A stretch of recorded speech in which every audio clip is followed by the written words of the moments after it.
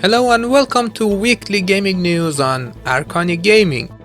Netflix announced a new ad-supported cheaper subscription last week for those who have yet to spend on the masterpieces created by the greatest streaming service in the multiverse. This new subscription model is cheaper than the original and it's expected to debut early next year. But how much does cheaper exactly mean is a question that would be answered in the next season of the show. Albeit, Netflix announced that not all the shows and movies are available in this tier since guess what? Not every company is willing to let Netflix get the ad money while they are the ones making the show. Netflix also confirmed another 1 million user loss last week, and with the shareholders accusing company of misleading information, the streaming giant is between a rock and a hard place. I mean, really hard.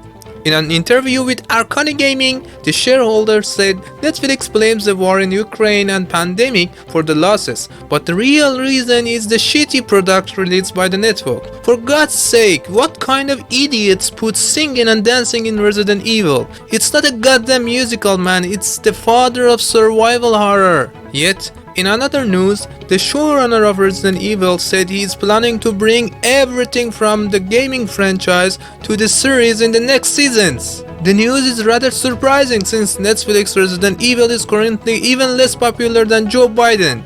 Yet, it aims for a second run just like him. Man, the two make a good couple. Considering the artistic take of the people behind the first season, it won't be too much if we see Lady Dimitrescu and Mr. X dancing a tango in the second season. Another reason to hate Konami. Last week was a great time for my fellow Konami haters since the company unveiled an upcoming game. Was it a new Silent Hill? Oh come on, Silent Hill is for pussies. The upcoming game is not a Metal Gear either since the franchise almost died thanks to Metal Gear Survive.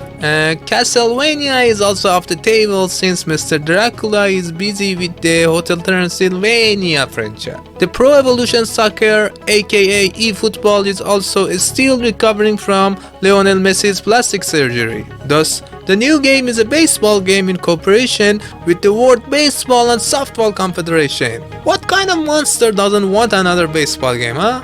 The Return of the King. John Romero, co-creator of DOOM, Wolfenstein and Quake, announced that he is working on a new FPS franchise. The father of FPS genre didn't say anything about the game, but he doesn't have to. The guy literally created the most popular video game genre. What else does he need on his resume to get your trust, huh? Jesus.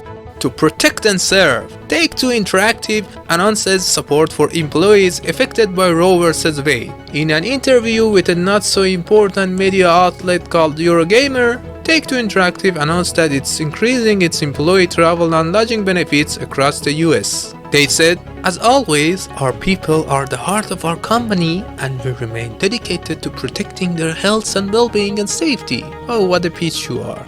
When our reporter asked them about the place of their workers during 100 hours work weeks for Red Dead Redemption 2 and 12 hours of working per day for Red Dead Redemption 1 and God knows how much for the new GTA 6, the company said that our people are currently the heart of the company, but at that time they were, well, another part of the company, let's say the butt of the company, and they worked their way up.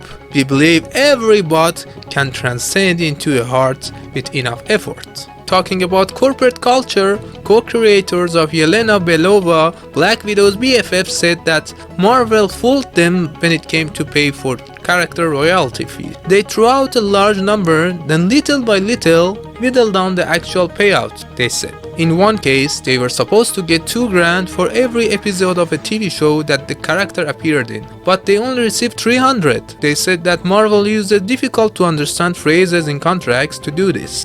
What the hell, Marvel? What are you going to do with all those money, man? Make more spin-offs from the previous spin-offs? In an interview with Arcani Gaming, Marvel's head of finance said, "Since money is the root of all evil, and our workers are just like the workers in Rockstar, and they are the heart of the company, we just want to keep the evil from our hearts by paying them less. We take all the money to fight with all the evil, just like our superheroes."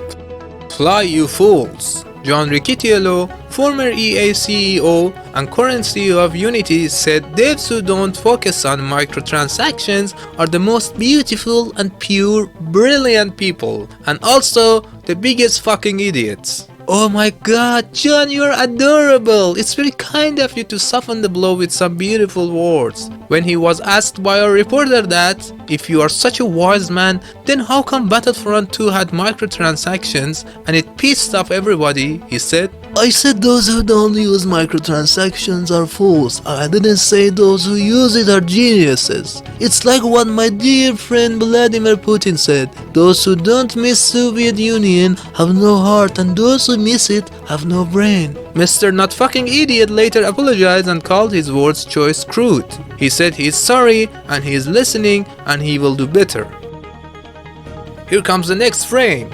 Warframe developers announced their new game called Soulframe. I don't know what's with all the frame thing and this company, but the upcoming game is a free-to-play, cooperative player versus environment title like Warframe, and it's focused on accurate and heavy melee combat. Since Warframe was one of the best and most popular free-to-play games of the last decade, actually before Fortnite turned this genre to a kindergarten, players are expecting another masterpiece from Digital Extremes. With this, our gaming news come to an end. Thanks for tuning in with Arcani Gaming, and don't forget to share it with your friends to spread the happiness, at least for us, you know.